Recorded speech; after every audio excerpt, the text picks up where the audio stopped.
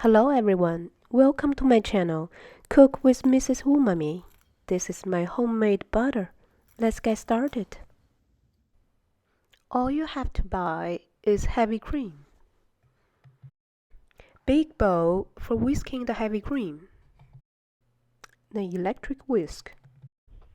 Add some salt for salted butter, otherwise it's optional. Iced water for washing the butter. 2 containers to collect butter and buttermilk. Empty this box and let's see how much butter can you make out of this box of heavy cream. You will whisk the cream by medium speed from the beginning to the end. Then add salt for the salted butter.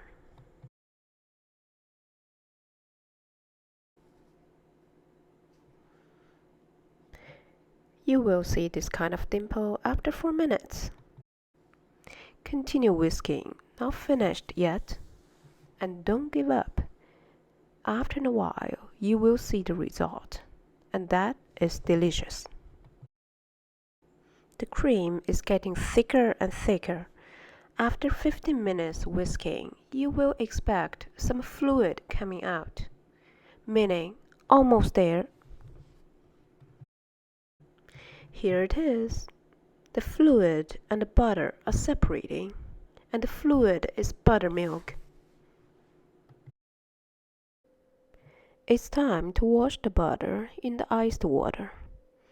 You can also make the butter whatever shape you want at this time, for storage purpose. Eventually, I got 202 gram butter. This box of heavy cream is $2.78. Let's do the math compared to the price of the market brand butter I usually buy in the grocery. You can do your calculation as well to see homemade butter and market brand butter, which one's cheaper.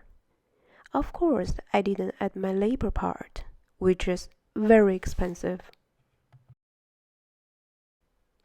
Never waste off the byproduct in your kitchen. This buttermilk will be a key ingredient for my next video, milk loaf.